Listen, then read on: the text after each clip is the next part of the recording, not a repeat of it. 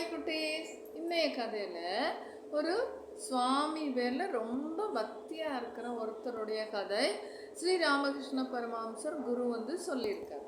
சரியா? என்னன்னு சொன்னால், ஒரு ஊரில் ஒரு ரொம்ப நாராயண பக்தி உள்ளவர் ஒருத்தர் இருந்தார். அவர் எப்போ பார்த்தாலும் நாராயணா நாராயணா நாராயணான்னு சொல்லிகிட்டே இருப்பார். அவருடைய வேலை டோபி வேலை. டோபின்னா உங்களுக்கு தெரியுமா? வாஷர்மேன். எல்லா இடத்துலையும் போய் துணியெல்லாம் கலெக்ட் பண்ணி அழகாக நதிக்கரையில் துவைச்சி காயும். அப்போது ஒரு நாளைக்கு அவர் துணி துவைச்சுன்னு இருந்தார். எப்போவும் போல் நாராயணா நாராயணா நாராயணான்னு சொல்லிகிட்டே வேலை செய்யும்.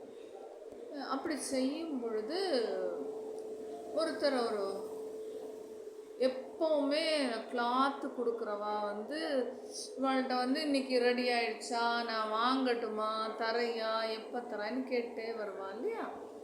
அந்த மாதிரி ஒருத்தர் வந்துட்டு இவர் கிளாத்தை திருப்பி கொடுக்கல, துணியை வாஷ் பண்ணி கொடுக்கலன்னு கோபமாக அடிக்க ஆரம்பித்தார். யாரை? வாஷர்மேனை தோபியை வந்தவர், வெளியிலேருந்து வந்தவர் அடிக்கிறார். பட்டா பட்டா பட்டா பட்டான்னு அடித்து, பெரிய ஸ்டிக்கை வச்சு அடித்து கையில் காலில் எல்லாம் அடிக்கிறார். அவர் என்ன சொல்கிறாரு? நாராயணா நாராயணா நாராயணா, ஸ்ரீகிருஷ்ணா ஸ்ரீகிருஷ்ணா. இந்த சுவாமியை பார்த்துருக்கீங்களா? இந்த சுவாமியோட மந்திரத்தை சொல்லிகிட்டே இருப்பார். யார்? அந்த டோபி. சொல்லி சொல்லி சொல்லி ஓரோ அடிக்கும் நாராயணா நாராயணா சொல்லுவார். அப்போது வைகுண்டத்தில் மகாவிஷ்ணு இதை காது கேட்கும், சுவாமிக்கு இது காது கேட்கும். அவர் என்ன சொல்வார்? அச்சச்சோ, நம்மளோட பக்தன் ரொம்ப அடி வாங்குறானே, பாவம் இல்லையா, அவனை நம்ம காப்பாற்றணுமே அப்படின்னு சொல்லிட்டு இவர் யார்? பெருமாள், நாராயண பெருமாள் தான் எப்படி இருப்பார்? ஊஞ்சல் ஆடின்னு ஜாலியாக இருப்பார். அவர் இந்த லக்ஷ்மிகிட்ட சொல்லுவார், பாரு, நான் அந்த பக்தனை போய் காப்பாற்றிட்டு வரேன் அப்படின்னு சொல்லுவார். அப்போது லக்ஷ்மி சொல்லுவா, என்ன ஆச்சு அவருக்கு கேட்பா. இல்லை ஒருத்தர் அவர் கிளாத்து திருப்பி கொடுக்கலன்னு ரொம்ப அடிக்கிறார். கிளாத்து சொல்ல மாட்டாங்க அந்த காலத்தில், அவருடைய வேஷ்டி கொடுக்கலன்னு அடிக்கிறாரு. அவர் ஒவ்வொரு அடிக்கும் நாராயணா நாராயணா நாராயணான்னு சொல்லிகிட்டே இருக்காரு. ரொம்ப மனசுக்கு வருத்தமாக இருக்குது, நான் போகிறேன்னு சொல்லி விஷ்ணு பெருமாள், அதாவது மகாவிஷ்ணு, அங்கேருந்து வைகுண்டத்துலேருந்து இறங்கி நீட்டாக இந்த வண்ணான்துறைக்கு வருவார். வண்ணான்துறைன்னா நிறைய பேர் இவரை மாதிரியே துணியெல்லாம் துவைச்சி காய போட்டு வேலை செய்யும். அந்த இடத்துக்கு வரார். வந்தோடனே இவர் அடி வாங்கி வாங்கி ஒரு சட்டான ஸ்டேஜில் ரொம்ப வலி, உடம்பெல்லாம். கிளாத்து தரேன்னாலும் அவர் கேட்கறதில்ல, அடிச்சுட்டே இருக்கார். ஒரு சிலர் அப்படி தான் பண்ணுவான், நம்ம என்ன சொன்னாலும் கேட்க மாட்டாங்க, அவள் சொன்னதே தான் சொல்லுவாங்க. திருப்பி நம்மளோட வாய்ஸ் கூட கேட்குறதுக்கு அவனுக்கு விருப்பம் இருக்காது, அந்த மாதிரி இருக்காங்க. அந்த மாதிரி தான் இவர். அப்போ இவர் என்ன பண்ணார்? ஒரு குறிப்பிட்ட ஸ்டேஜ் முட்டியில் எந்திருந்தார். ரொம்ப கஷ்டப்பட்டு எந்திருந்து நின்று அதே ஸ்டிக்கு, வேற ஒரு ஸ்டிக்கு எடுத்தேன்னா அங்கங்கே ஸ்டிக்கு வச்சு கயர் கட்டி அதில் துணியெல்லாம் காய போட்டிருப்பாங்க. அதில் ஒரு ஸ்டிக்கை கஷ்டப்பட்டு உருவி திருப்பி ஒவ்வொரு அடிக்கும் அவரை அடிக்கிறார். தன்னை அடித்தவரை, அடி வாங்கினவர் அடிக்கிறாரு. எப்படி அடிக்கிறாரு? சும்மாலாம் அடிக்கிறார். அடி கொண்டோன்னு எத்தனை வழியில் நாராயணா நாராயணான்னு கத்தினாரோ அதே சத்தத்தில் நாராயணா நாராயணா நாராயணா நாராயணான்னு அட்டி அட்டி அட்டி அட்டின்னு அடிச்சிட்டு.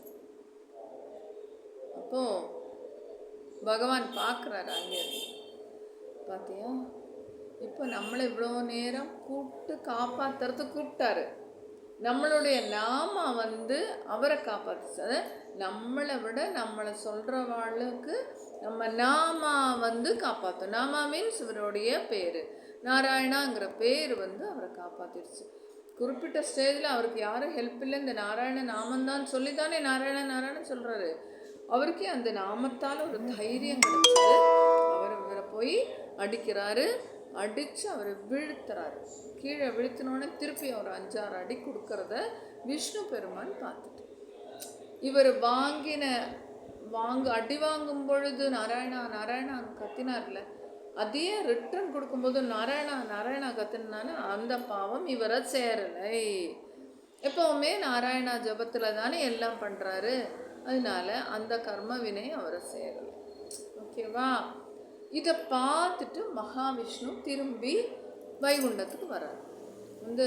லக்ஷ்மி தேவி கேட்குறாங்க, இப்போ தானே போனேன், அதுக்குள்ளே வந்துட்டேன், என்னாச்சு, பக்தனை காப்பாற்றியாச்சா அப்படின்னு கேட்பாங்க.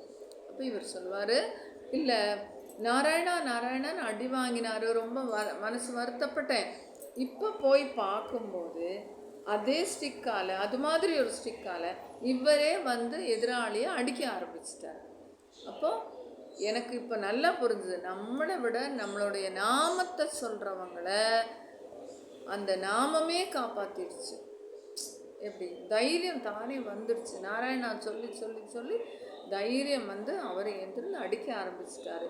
நீ நாம் போக வேண்டிய தேவையில்லை அப்படின்னு சொல்லி ராமகிருஷ்ண பரமஹம்சர் இந்த கதையை முடிச்சுக்கிறார். இதுலேருந்து என்ன தெரியறதுன்னா, என்ன ஒரு கஷ்டம் வந்தாலும் நாராயணா, ராம ராமா, கிருஷ்ண கிருஷ்ணா, நம சிவாயா, அப்படி என்ன மந்திரம் நம்மளுக்கு ஈஸியாக இருக்கும் அதை சொல்லிட்டு இருக்கும் பொழுது அந்த நாமாக்கள், அந்த மந்திரங்களே நம்மளை காப்பாற்றவும் தெரியுது. எத்தனை கஷ்டம் வந்தாலும் ஒரு சிலர் ராமராமா மட்டும்தான் சொல்லுவாங்க, ஒரு சிலர் நமசிவாய சொல்லுவாங்க, ஒருத்தவருக்கு ஹரே ராம ராம ராம ஹரே ஹரே, ஹரே கிருஷ்ணா கிருஷ்ண கிருஷ்ண ஹரே ஹரே சொல்லுவாங்க.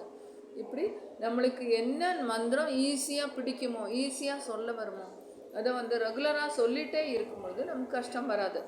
சப்போஸ் கஷ்டம் வந்தால் கூட அந்த மந்திரங்கள் நம்மளை காப்பாற்றும் அப்படின்னு சொல்லி. ஓகேவா? டன். நெக்ஸ்ட்டு நாளைக்கு ஒரு கதை. ஓகே, பாய்.